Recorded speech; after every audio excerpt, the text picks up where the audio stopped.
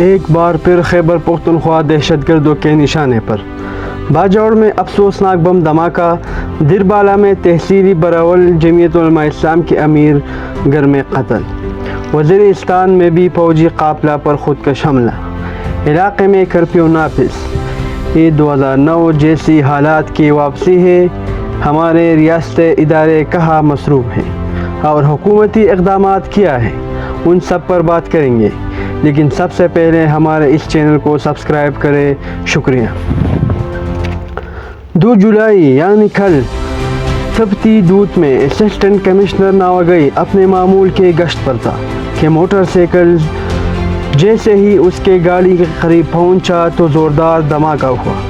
دھماکہ اتنا زوردار تھا کہ دھماکے کے دھویں دور دور تک پھیل گئی اور قریب کے عمارتوں کے شیشے ٹوٹ گئے اور روڈ پر گڑھا پڑ گیا۔ اس دھماکے میں اپنی ڈیوٹی بخوبی انجام دینے والے اسسٹنٹ کمشنر، تحصیلدار اور 2 پولیس اہلکار اور 1 راہگیر موقع پر شہید ہو گئے، جبکہ 11 افراد شدید زخمی ہوئے ہیں۔ کل رات دربالہ کے براول میں جمعیت علماء اسلام کے تحصیلی براول کے امیر مفتی حبیب اللہ حقانی کو رات کے اندھیرے میں گھر کے اندر گولی مار کر شہید کر دیا اور اس کی بیوی شدید زخمی ہے۔ پچھلے کئی برسوں میں شدید دہشت گردی کے لہر میں در بہت پرامن علاقہ تصور کیا جاتا تھا، لیکن دربالہ میں پچھلے 2 سال سے دہشت گردی کے لہر میں اضافہ ہوا ہے۔ کئی سیاسی رہنماؤں کو بھی نشانہ بنا چکے ہیں۔ اسی ہفتے 28 جون کو شمالی وزیرستان کے تحصیلی مرالی میں ایک خودکش حملہ ہوا، جس میں فوج کے 16 اہلکار شہید ہوئے۔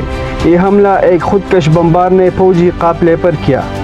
واقعے کے بعد وزیرستان میں کرفیو نافذ کر دیا ہے۔ کرفیو کے ساتھ ساتھ غلام خان بارڈر، جو پاک افغان کا بارڈر ہے، اس کو بھی بند کر دیا ہے۔ 800 سے زائد مالبردار گاڑیاں وہاں کھڑی ہیں۔ تازہ ترین رپورٹ کے مطابق خیبر پختونخوا میں رواں سال کے پہلے 6 ماہ کے دوران دہشت گردی کے مختلف واقعات میں 860 افراد شہید اور زخمی ہو چکے ہیں۔ خیبر پختونخوا میں لوگ امن کے لیے سڑکوں پر احتجاج کر رہے ہیں اور آج بھی باجوڑ خار بازار میں امن پاسن ہوا، جس میں بڑی تعداد لوگوں نے امن کے سفید جھنڈے لے کر شرکت کی، ریاستی اداروں سے امن کا مطالبہ کیا۔ ایک طرف خیبر پختونخوا میں خون بہہ رہا ہے، خودکش دھماکے، ٹارگٹ کلنگ اور ڈرون حملے ہو رہے ہیں، تو دوسری طرف راولپنڈی اور اسلام آباد میں اسٹیبلشمنٹ سیاسی انجینئرنگ میں مصروف ہے۔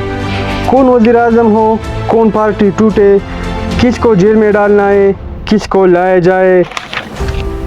ایسے وقت میں جب سرحدی علاقوں میں شدت پسند دوبارہ منظم ہو رہے ہیں، فوج اور سیکیورٹی اداروں کا فوکس اگر الیکشن، میڈیا کنٹرول یا حزب اختلاف کو دبانے پر ہو تو قومی سلامتی کیسی محفوظ رہی۔ تو جی ناظرین، آپ کا اس ویڈیو بارے میں کیا رائے ہے؟ کمنٹ سیکشن میں اپنا رائے دیں۔ شکریہ۔